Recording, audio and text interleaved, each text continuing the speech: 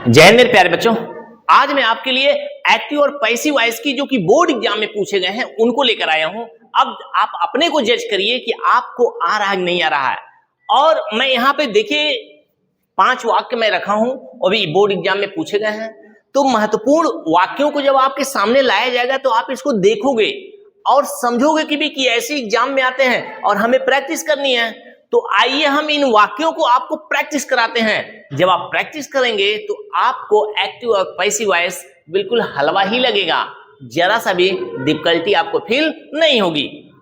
तो यहाँ पे देखिए सारे मोस्ट इंपॉर्टेंट एक्टिव वॉइस है, इनको पैसिव वॉइस में चेंज करना है। तो एग्जाम में कैसे पूछता है, क्वेश्चन ऐसे उठा देगा, कहेगा ट्रांसफॉर्म, ट्रांसफॉर्म लिखेगा अथवा चेंज लिखेगा। ट्रांसफॉर्म मींस बदलिए यानी चेंज मींस बदलिए, दोनों का मतलब एक ही होता है। Transform the following into passive voice, यानी इन वाक्यों को किस में बदलना है, पैसिव वॉइस में बदलना है। तो आइए एक एक वाक्य को बदलते चलें। तो कुछ बदलने से पहले कुछ खास बातों को मैं बता दूं जो कि आपके बड़े काम आने वाली हैं। ये सभी वाक्यों को देखिए किस टेंस में है, टेंस बताइए। बिना टेंस पहचाने तो आप रूल लगा नहीं पाओगे, न हल कर पाओगे। ये सारे टेंस जो हैं, सारे वाक्य जो हैं इंपरेटिव सेंटेंस के हैं। किसके हैं? इंपरेटिव सेंटेंस के। जब ये सभी वाक्य इंपरेटिव सेंटेंस के हैं तो इंपरेटिव सेंटेंस के बताइए कितने रूल होते हैं? इंपरेटिव सेंटेंस के रूल तो बहुत होते हैं, लेकिन 3 ही महत्वपूर्ण रूल होते हैं। कितने? 3 रूल्स। 3 रूल्स जो कि होते हैं द मोस्ट इंपॉर्टेंट रूल्स। अगर इंपरेटिव सेंटेंस को एक्टिव से पैसिव वॉइस में चेंज करना हो तब ये 3 रूल का ये मिक्सचर है। क्या है? मिक्सचर है। इनको हल कर लीजिए तो आपका इंपरेटिव सेंटेंस को भी एक्टिव से पैसिव वॉइस में चेंज करने का मामला हल हो जाएगा। तो आइए हम हल करते चलें। आप पहले सेंटेंस को देखिए, do not insult the weak. क्या कह रहा वाक्य? डू नॉट इंसल्ट, अपमान मत करो द वीक। वीक का मतलब होता है जो कमजोर लोग हों, असहाय लोग हों, उनका अपमान मत करो, वाक्य कह रहा है।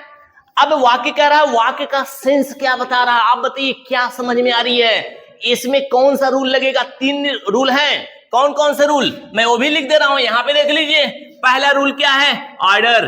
कौन सा रूल है? ऑर्डर, आदेश वाला। और दूसरा रूल है आपका एडवाइस वाला। कौन सा है? एडवाइस वाला, यानी सलाह वाला। तीसरा कौन सा रूल है भाई, बता दीजिए? रिक्वेस्ट। कौन सा रूल है? रिक्वेस्ट। रिक्वेस्ट का मतलब होता है विनती, प्रार्थना, चिरौरी। ये 3 ही रूल काम करने हैं यहां पर। अब कहीं अफर्मेटिव में है तो कोई निगेटिव में है तो कोई बात होती नहीं है। तो पहला रूल क्या है? Do not insult the weak, यानी जो कमजोर लोग हैं उनका अपमान मत करो। अब अपमान मत करो तो इसमें कौन सा रूल लगाएं? इसमें आप 2 रूल लगा सकते हो। कौन सा? इसी सिंगल वाक्य में आप 2 रूल लगा सकते हो। कौन कौन सा? एक आप ऑर्डर वाला लगा सकते हो और एक एडवाइस वाला भी लगा सकते हो। रिक्वेस्ट वाला इसमें नहीं लगेगा। अब 2 रूल से बना सकते हो, तो 2 रूल्स में से यहां पर एक रूल से हमें बनाना है।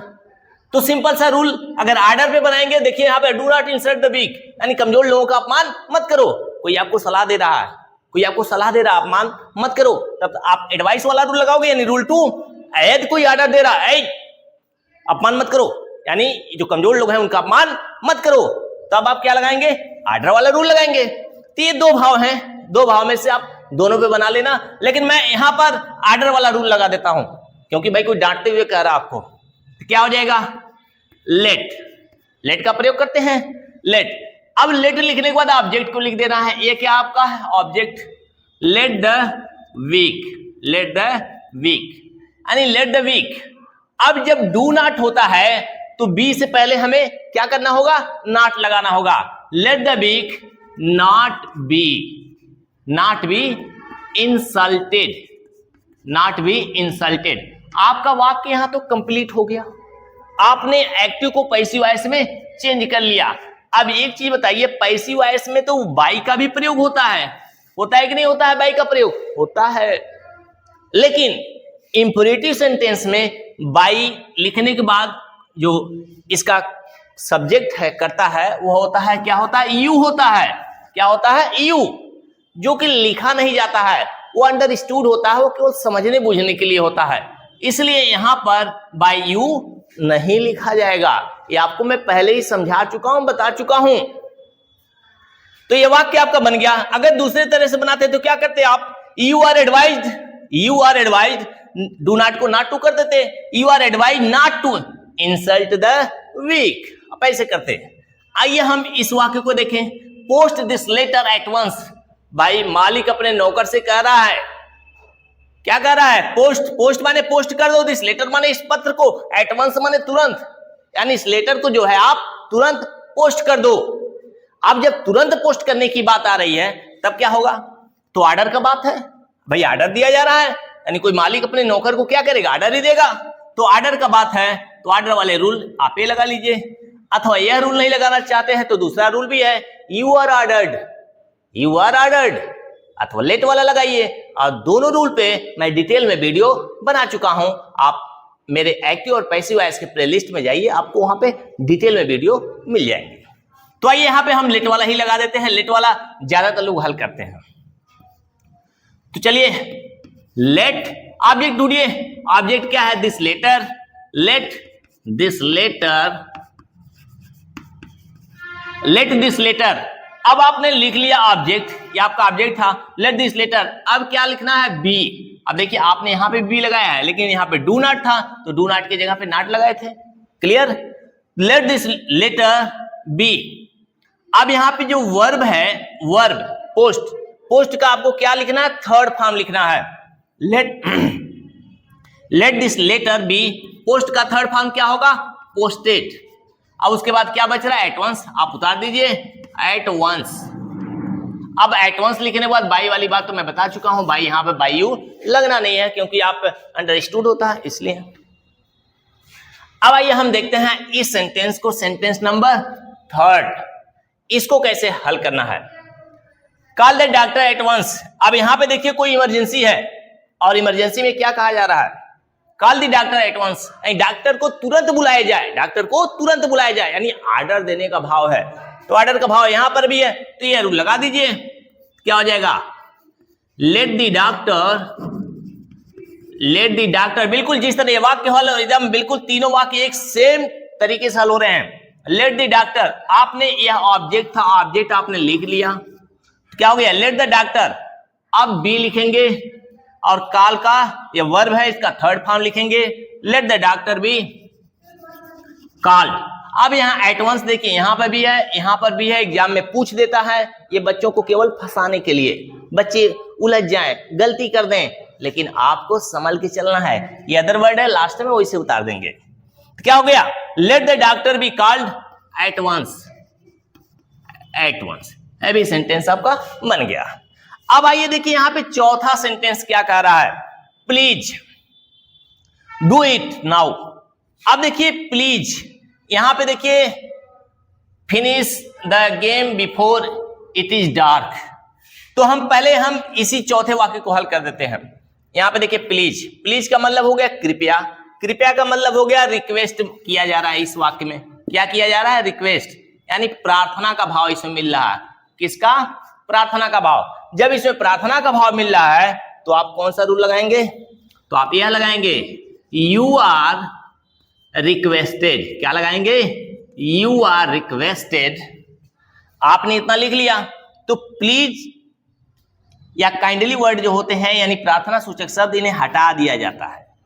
जब आप पैसिव वॉइस में चेंज करते हैं तो इन्हें हटा देते हैं, इनके जगह पे रिक्वेस्टेड का प्रयोग करते हैं। यू आर रिक्वेस्टेड, आप यहां पे टू लगाकर टोटली उतार लीजिए, you are requested to do it now. इस तरह से सेंटेंस कंप्लीट हो गया, you are requested to do it now, passive voice में चेंज हो गया। बहुत इजी है। अगर इंपरेटिव सेंटेंस में अगर ऐसे वाक्य आए, यानी प्रार्थना सूचक वाक्य, तो इसी तरह होते हैं। अब देखिए लास्ट सेंटेंस, पांचवा, इसको हम लोग हल करके देखते हैं। Finish the game before it is dark. अब यहां पे देखिए बिफोर वर्ड ला करके बच्चों को कंफ्यूज कर देता है। बच्चे अब टोटली में सब्जेक्ट ढूंढे, ऑब्जेक्ट ढूंढे, परेशान हो जाते हैं।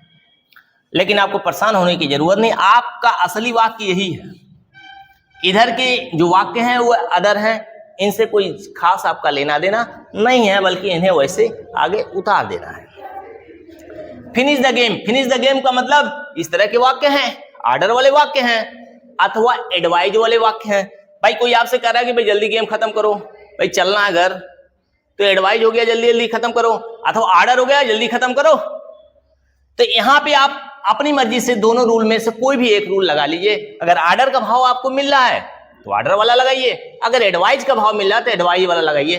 तो मुझे एडवाइज का समझ में आ रहा है तो मैं एडवाइज वाला लगा दे रहा हूं, क्योंकि ऑर्डर वाला कई हम लोग कर लिए, तो एडवाइज वाला भी लगाते हैं। तो क्या हो जाएगा, you are advised, you are advised, आपने लिख लिया यू आर एडवाइज्ड। अब यहां पे टू लगा करके टोटली उतार लीजिए, आपका पैसिव वॉइस बन गया। You are advised to finish the game before